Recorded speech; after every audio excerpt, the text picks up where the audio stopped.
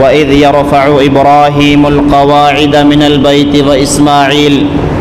رَبَّنَا تَقَبَّلْ مِنَّا إِنَّكَ أَنْتَ السَّمِيعُ الْعَلِيمُ۔ حاضرین جمعہ، بزرگان دین، دینی و ملی عزیزوں، نوجوانوں اور اسلامی بھائیوں، پردہ نشین اسلامی خواتین، سب سے پہلے تعریف و توصیف، حمد و ثنا، کبریائی بڑائی اللہ رب العالمین کے لیے زیبا اور سزاوار ہیں، جو ہم سب کا خالق ہے، مالک ہے اور تنہا پالنہار ہے۔ بعدہ درود و سلام ہوں بالعموم تمام انبیاء پر، بالخصوص آخری نبی محمد عربی صلی اللہ علیہ وسلم پر۔ حاضرین جمعہ، گزشتہ خطبہ جمعہ ہم نے سیرت ابراہیم علیہ السلام اور اسی طریقے سے مقاصد قربانی کیا ہوتے ہیں، ان چیزوں کو جانا اور سمجھا، اور آج کے اس خطبہ میں مزید ابراہیم علیہ السلام کی سیرت کے تعلق سے چند باتیں آپ کے سامنے رکھنے کی کوشش کروں گا۔ رب کریم سے دعا ہے کہ اللہ تو صحیح اور سچ بولنے کی توفیق عطا فرما، بعدہ ہم سب کو اس پر عمل پیرا ہونے کی توفیق عطا فرمائیو۔ ابراہیم علیہ السلام کی زندگی کو ہم جمعہ کے خطبات میں یا اسی طریقے سے اور مواقع میں یا اسی طریقے سے اور بھی انبیاء کی زندگی، ان کو اس لیے بیان کیا جاتا ہے کہ ہم ان زندگیوں سے کچھ سیکھیں، اور جس طریقے سے ہمارے اسلاف نے، ہمارے انبیاء نے، نبیوں نے زندگی گزاری ہیں اور اللہ رب العالمین کا قرب انہوں نے حاصل کیا ہے، ان کے نقش قدم پہ چل کر، ان کے راستوں کو اپنا کر کے، ان کے طور طریقوں پر چل کر کے ہم بھی اللہ رب العالمین کا قریبی بن جائیں، ہم بھی اللہ رب العالمین کا قرب حاصل کر لیں۔ اگر ہم سننے کے بعد، سیکھنے اور سمجھنے کے بعد اس مقصد تک پہنچتے ہیں تو یقیناً ہمارے جمعوں کا خطبہ، اسی طریقے سے عام مجلسیں اور کہیں بھی سننا اور ٹائم دینا، وقت کو دینا، یہ ایک طریقے سے کامیابی کی شکل ہوتی ہے۔ اور اگر ہم یوں ہی سن کر کے بے سنے ہو جائیں تو یہ وقت کا بھی ضیاع اور ایک عاقل کی عقل مندی نہیں کہلاتی ہے۔ لہٰذا ضرورت اس بات کی ہے کہ ہم اہل ایمان اور اہل اسلام ہیں، ہم اپنے انبیاء کی سیرت کو سنتے، سمجھتے اور اس پر عمل کرتے ہیں۔ لہٰذا اس چیز کو مد نظر رکھنے کی ضرورت ہے اور عمل کی ضرورت ہے۔ ہم نے سیرت ابراہیم علیہ السلام پچھلے 2 خطبے میں بیان کی۔ ابراہیم علیہ السلام کی زندگی کو 2 خطبوں میں تو کیا انسان سال کے سال بیان کرے، یہ مشکل ہی نہیں، ناممکن چیز ہوتی ہے، کیونکہ ابراہیم علیہ السلام کی زندگی ایک لمبی اور بڑی بڑی کتابوں سے بھری ہوئی ہے، جن کو پڑھنا ہی بہت بڑی بات ہوا کرتی ہے۔ چند قصے اور چند واقعات جو ہماری زندگیوں کے لیے بڑے فائدہ مند ثابت ہوتے ہیں، ان کو بیان کیا جاتا ہے اور بیان کیا جا رہا ہے۔ ابراہیم علیہ السلام نے اللہ رب العالمین کے حکم کے مطابق اپنے بچوں کو، اپنے بچے اور اپنی بیوی کو ایک بیابان جگہ چھوڑا، جسے ہم نے بیان کیا، خانہ کعبہ کے پاس چھوڑ کر کے لوٹے، اور لوٹنے کے بعد ادھر سے ان کی بیوی ہاجرہ اور اسماعیل علیہ السلام وہاں پر رہنے لگے،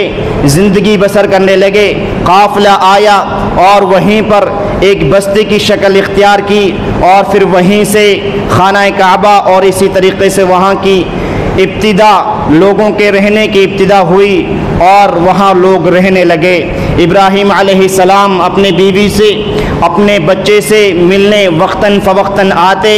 دیکھ بھال کرتے، حال چال پوچھتے۔ جب وہاں پہ وہ رہنے لگے، اسماعیل علیہ السلام نے وہیں پہ شادیاں کی، وہیں پہ شادی کی، وہیں پر خاندان بسا، وہیں پر رہے۔ اسی طریقے سے حضرت اسماعیل علیہ السلام کی شادی کے تعلق سے ایک ضروری چیز وہ یہ ہے کہ ابراہیم علیہ السلام جب ملنے جلنے آتے انہوں نے وہاں شادی کی، اسماعیل علیہ السلام اپنے گھرانہ وہاں بسا کر کے رہتے۔ جب ایک مرتبہ ابراہیم علیہ السلام آئے اور اسماعیل علیہ السلام سے ملاقات کے لیے آئے، نہ ملنے پر ان کی بیوی سے ملاقات ہوئی اور بیوی سے دعا سلام کے بعد خیر و عافیت کے طلبگار ہوئے، خیر و عافیت پوچھی۔ خیر و عافیت ایک ایسی چیز ہے جو سامنے والے انسان کے دل میں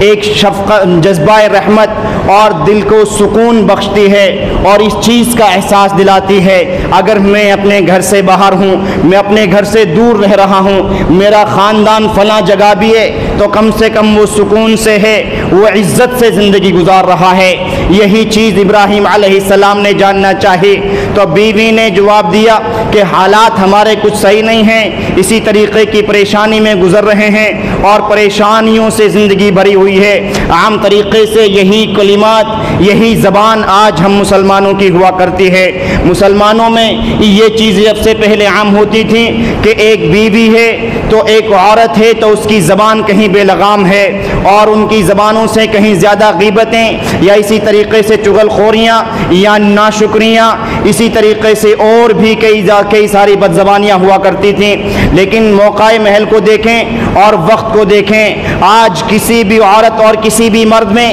کسی بھی چھوٹے اور کسی بھی بڑے میں اور کسی بھی عالم و جاہل میں کوئی زبان میں ایک فرق نظر نہیں آتا۔ ایسا محسوس ہوتا ہے ابتدا سے لے کے انتہا تک پورا کا پورا سماج ناشکرا نظر آ رہا ہے۔ اللہ رب العالمین کی ناشکری، لعن و طعن، ایک دوسرے کو گالی گلوچ کرنا، ایک بڑے کو بھی دیکھا جا سکتا ہے، بچے کو بھی دیکھا جا سکتا ہے، عام سا ہو گیا ہے۔ ابراہیم علیہ السلام نے جب حال و احوال جانے، ادھر سے ناشکری کے کچھ الفاظ سنے، ابراہیم علیہ السلام نے کہا کہ جب یہاں اسماعیل آئے تو اسماعیل سے میرا سلام کہنا اور ان سے کہنا کہ اپنے گھر کی چوکھٹ بدل لے۔ آئے اسماعیل علیہ السلام، آنے کے بعد بیوی نے بتایا کہ ایسا ایسا ماجرا ہوا ہے۔ اسماعیل علیہ السلام سمجھے اور جان گئے کہ میرے والد محترم تھے اور چوکھٹ سے مراد میری بیوی ہے۔ اسماعیل علیہ السلام نے کہا کہ میرے والد محترم آئے تھے اور انہوں نے مجھے حکم دیا ہے کہ میں تمہیں طلاق دے دوں۔ وہ طلاق دے دیے، طلاق دینے کے بعد دوسری شادی کیے اور کچھ دنوں بعد پھر ابراہیم علیہ السلام آئے اور پھر حال و احوال دریافت کیے۔ سامنے سے عورت نے الحمدللہ اور اللہ کا شکریہ ادا کرتے ہوئے کہا کہ حالات بہت اچھے ہیں۔ ادھر سے اسماعیل علیہ السلام سے پھر ملاقات نہیں ہوئی تھی اور کہنے لگے ابراہیم علیہ السلام کہ اسماعیل جب آئے تو ان سے کہنا کہ تم سے سلام کہا گیا ہے اور اسی طریقے سے ان سے کہنا کہ اپنے گھر کی چوکھٹ کو سلامت رکھیں، برقرار رکھیں، چوکھٹ بہتر ہے۔ بیوی نے جب حال و احوال بتائے تو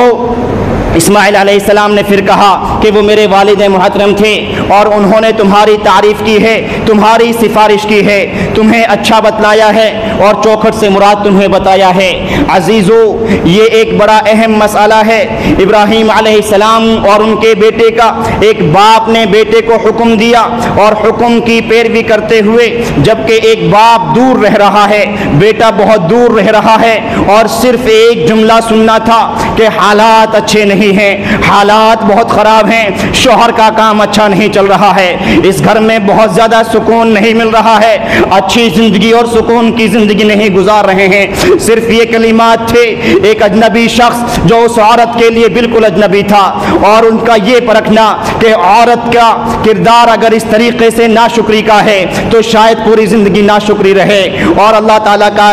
شکریہ ادا نہ کرے۔ اپنے بیٹے کو حکم دینا اور بیٹے کی اطاعت کرنا کہ اپنی بیوی کو طلاق دے دینا۔ نبی اکرم صلی اللہ علیہ وسلم کے پاس عمر بن خطاب رضی اللہ تعالی عنہ کے بیٹے آئے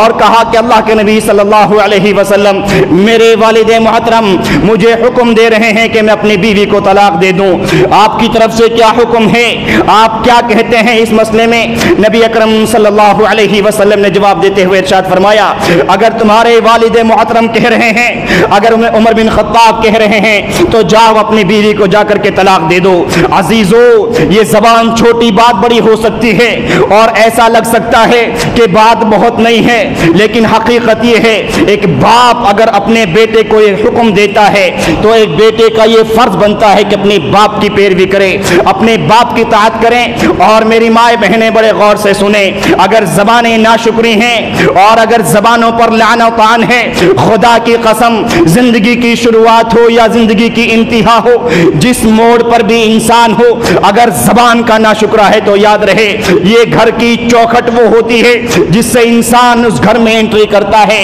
یہ گھر کی چوکھٹ وہ ہوتی ہے جو بچوں کا پہلا مدرسہ ہوا کرتی ہے، یہ گھر کی چوکھٹ وہ ہوا کرتی ہے جو شوہر کی غیر موجودگی میں پوری گھر کی مالک ہوا کرتی ہے، پوری گھر کی محافظ ہوا کرتی ہے، پورے گھر کی ذمہ داری اس عورت کے ہاتھ میں ہوتی ہے اور پورے گھر کو سنبھالنے کا معاملہ اس عورت کے ہاتھ میں ہوتا ہے۔ لیکن جب ایک عورت، ایک شخص، ایک انسان اللہ رب العالمین کا شکریہ ادا نہیں کر سکتا، چھوٹے چھوٹے مسائل پر وہ یہ کہہ دے کہ زندگی دشواریوں سے بھری ہوئی ہے، زندگی مشکلات اور مسائل سے بھری ہوئی ہے،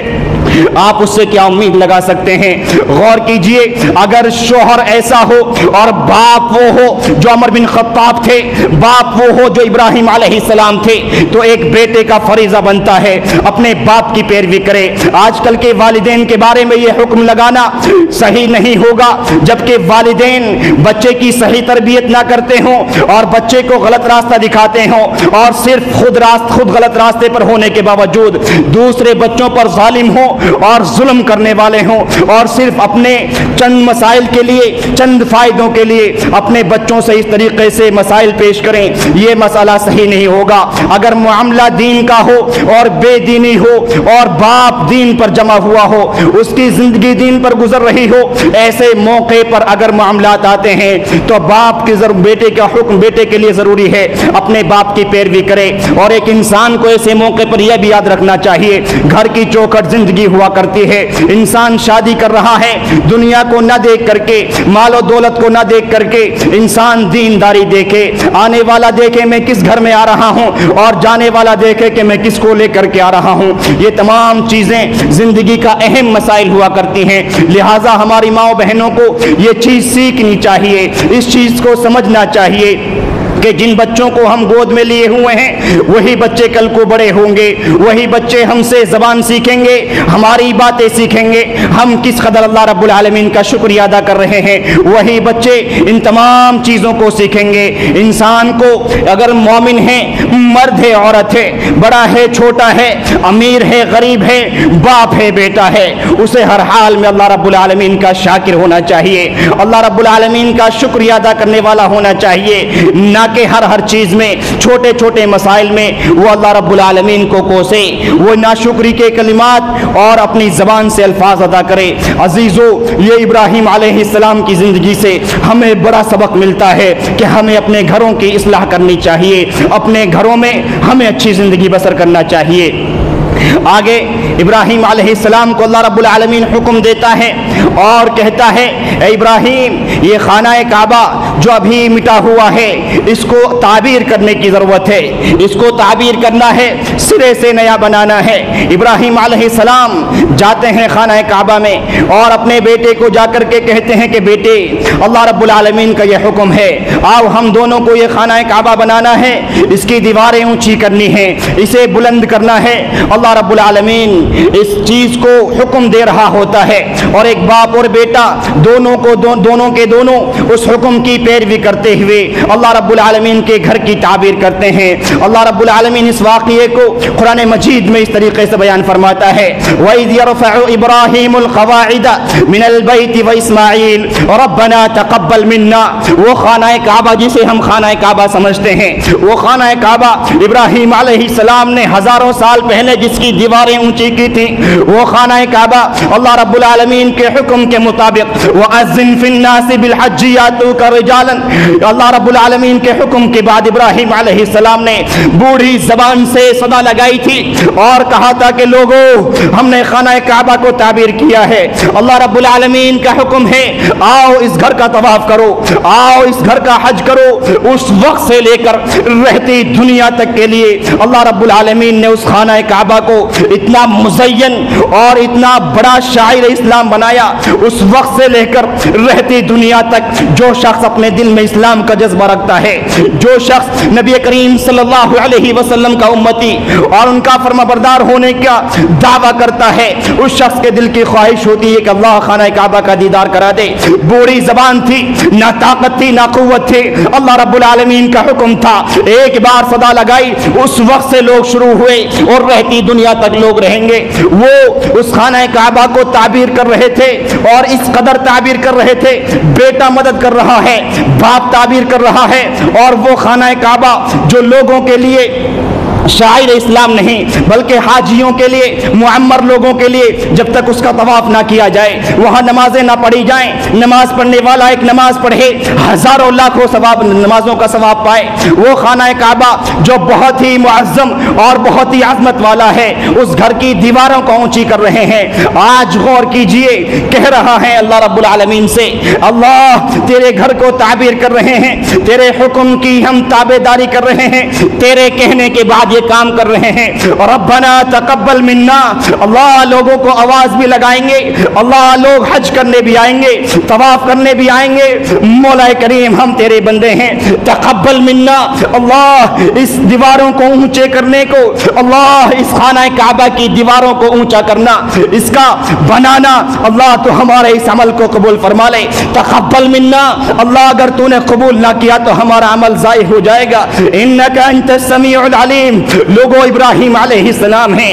اللہ کے خلیل اللہ ہیں، پوری زندگی سے اللہ رب العالمین کے امتحانات میں کامیاب ہو رہے ہیں، ایک خانہ کعبہ کو تعمیر کر رہے ہیں، اتنا بڑا عظمتوں والا کام کر رہے ہیں، ہمارے رویوں کو دیکھتے ہوئے، ہمارے معاملات کو دیکھتے ہوئے اللہ رب العالمین سے دعا کرنے کی کیا ضرورت تھی، بلکہ سماج میں بتانا چاہیے تھا، لوگوں تم نے جو کام صدیوں سے نہیں کیا، تم نے جو کام سالوں سے نہیں کیا، ابراہیم ایسا پیدا ہوا ہے، وہ کام کرنے چلا ہے، یہ کرنا تھا، نہیں لوگوں کوئی بھی عمل کر رہے تھے، اللہ رب العالمین سے کہہ رہے تھے، اللہ تقبل منا، ہم کام کر رہے ہیں، قبول کرنے کا معاملہ تیرا ہے، اللہ تیرا حکم بجا کر کے لا رہے ہیں، اللہ تیری عبادت و تیری اطاعت کر رہے ہیں، اللہ تو قبول فرما لے۔ عزیزو ہمیں بھی غور کرنا چاہیے، ہمیں بھی احساس کرنا چاہیے، ہم کتنے اعمال وہ کرتے ہیں جن میں اللہ رب العالمین سے دعا کریں، جن میں اللہ رب العالمین سے کہیں اللہ تو نے حکم دیا ہے، تیرے حکم کی پیروی کرتے ہوئے میں تیرے حکم کو بجا کر کے لایا ہوں، میں نے تیری عبادت کی ہے، تیری اطاعت کی ہے، اللہ تیرے حکم کو عمل میں لایا ہوں، اللہ تو اس کام کو مجھ سے قبول فرما لے۔ نہیں اہل ایمان، ہم نے تو صدیوں سے کیا، ہم بہت لمبے عرصے سے اس چیز کو دیکھ رہے ہیں، ہم نے لمبے عرصے سے اس چیز کو جانا ہے، ہمیں 7 دن میں ایک نماز پڑھنے کی توفیق مسجد میں ہو رہی ہے،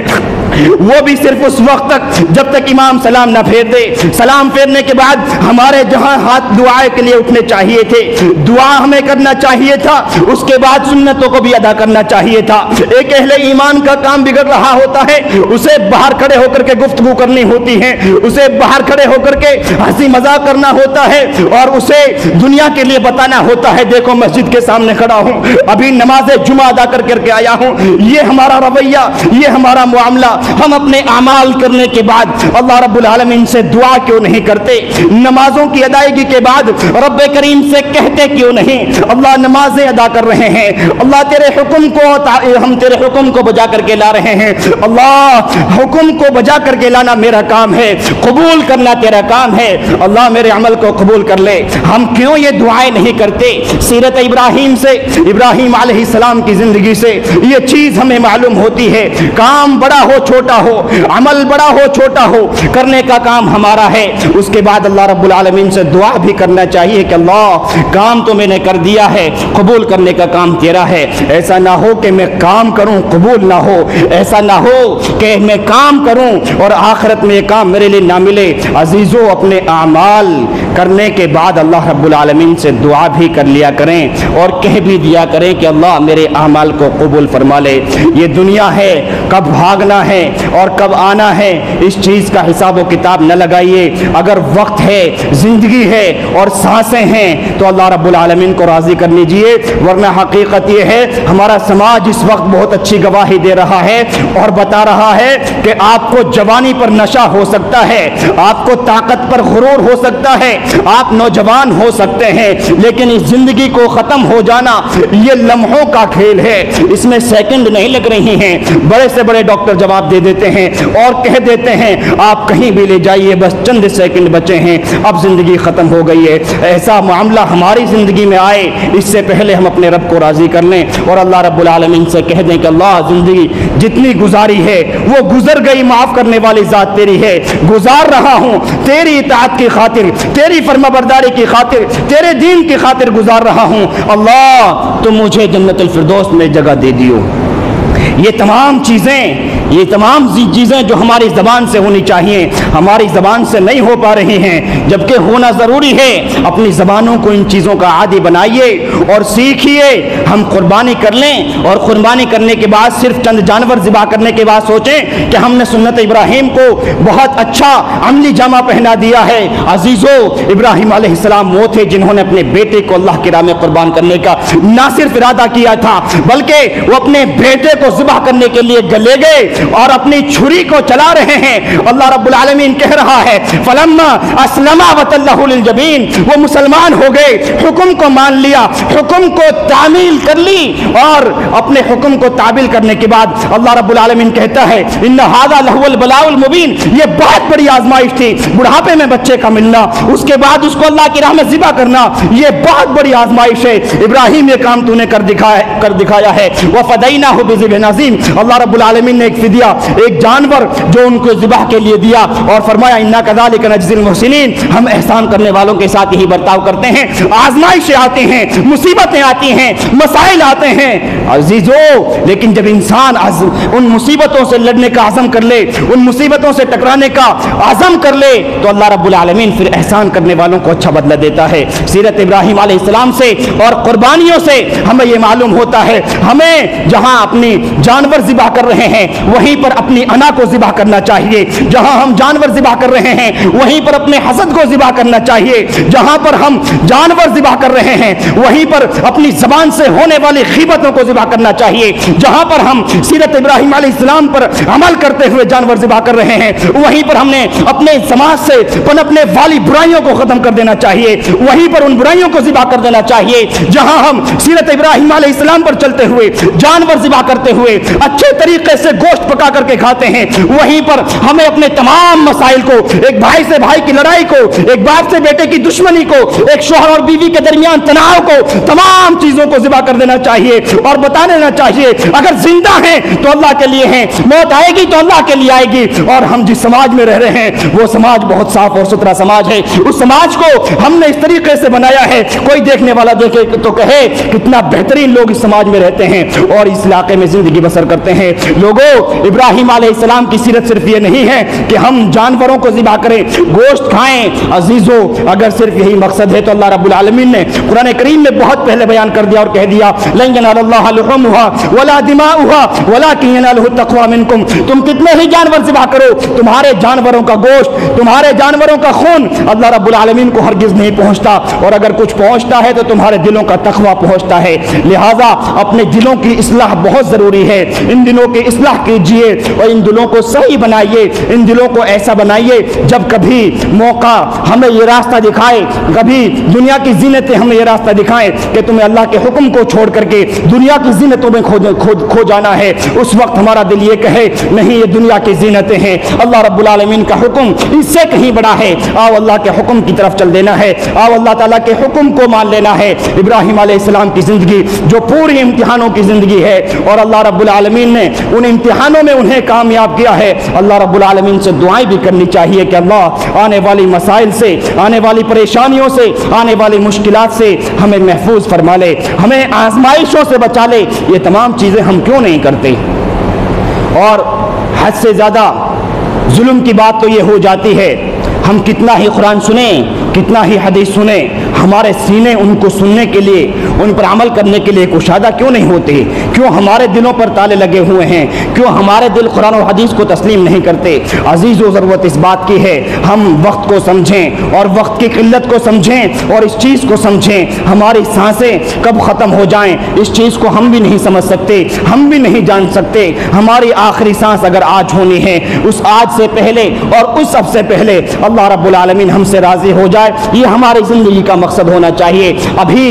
اور اس وقت بارشوں کا موسم چل رہا ہے اور ہم خبریں دیکھ رہے ہیں اور سن رہے ہیں فلاں جگہ اتنے لوگ بارش کی وجہ سے مر گئے، فلاں لوگ بہہ گئے، فلاں لوگ ایسی تیز بارش آئی یا ایسا تیز پانی آیا کہ ان کو بہا کر کے لے گیا۔ آج ہم بھی بارشوں کا سامنا کر رہے ہیں، ہمیں بھی ایسی بارشوں کے لیے اللہ رب العالمین سے دعا کرنا چاہیے اور کہنا چاہیے اللہم صیبا نافعا، اللہ تو اس بارش کو ہمارے لیے نفع دینے والی بنا دے۔ اللہ ایسی بارش نہ ہو کہ ہمارے گھروں پر اثر کر جائے، اللہ ایسی بارش نہ ہو کہ ہمارے بچوں پر اثر کر جائے، ایسی بارش نہ ہو کہ لوگ مصیبت اور پریشانیوں میں پڑ جائے۔ اللہ اس بارش کو نفع دینے والی، فائدہ دینے والی بارش بنا دے۔ اللہ ایسی بارش بنا دے کہ کاشتکار لوگ، کسان لوگ اگر کسانی کریں تو ان کے کھیتوں میں اچھی فصلیں ہوں، اگر وہ لوگ کسانی کرنے جائیں، اپنے کھیتوں میں کاشتکاری کرنے جائیں تو اچھی فصل ہمیں مل سکے۔ اللہ ایسی بارش بنا دے، اگر تیرے اس سورج نے زیادہ گرمی دی ہے تو اللہ اس گرمی پر حاوی یہ ٹھنڈک ہو جائے۔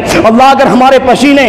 پسینے نہیں رک رہے ہیں تو اللہ ایسی بارش بنا دے کہ ہمارے پسینے رک جائیں۔ عزیزو، ہم دعائیں کیوں نہیں کرتے؟ ہم خبریں سنیں اور دیکھیں اور آنکھوں کو دیکھ کر کے بند کر لیں، صرف یہ دیکھ کر کے کہ ہمارے یہاں کا معاملہ تھوڑی ہے، یہ تو دور کا مسئلہ ہے، ہمارے گاؤں کا معاملہ تھوڑی ہے، ہمارے یہاں کا مسئلہ تھوڑی ہے، یہ تو وہاں کا مسئلہ ہے، وہاں کا مسئلہ یہاں کا مسئلہ نہیں۔ اللہ رب العالمین کبھی اور کہیں بھی کچھ بھی کرنے پر قادر ہے، لہٰذا اپنی سلامتی کے لیے، اپنے امن اور سکون کے لیے اللہ رب العالمین سے دعائیں کرنا اور کہنا کہ اللہ اگر بارشیں آ رہی ہیں تو ان بارشوں کو بھی نفع دینے والی اور فائدہ دینے والی بنا دے۔ عزیزو، ضرورت اس بات کی ہے کہ ہم ان تمام چیزوں پر عمل کریں اور اپنی زندگی میں اپنے نبیوں سے، انبیاء سے سبق سیکھتے ہوئے ان کے طریقے پر زندگی گزاریں اور کوشش کریں کہ ہماری زندگی سنت کے مطابق گزرے گی، ہماری زندگی اللہ کے نبی صلی اللہ علیہ وسلم کے طریقے کے مطابق گزرے گی۔ اگر ہم ایسا کر لیتے ہیں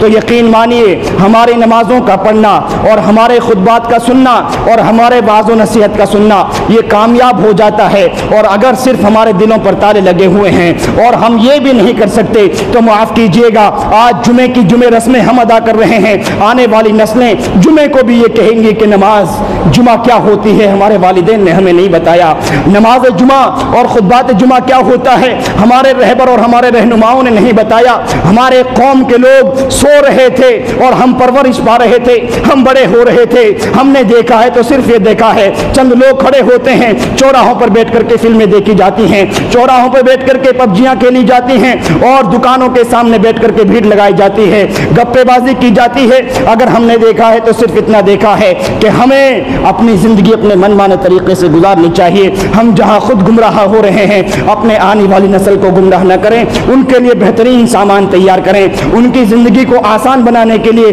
اچھے سامان تیار کریں۔ عزیزو، اگر ایسا کرتے ہیں تو یقین مانیے ہم کامیاب اور کامران لوگ ہیں۔ آخر میں اللہ رب العالمین سے دعا کریں گے کہ مولا کریم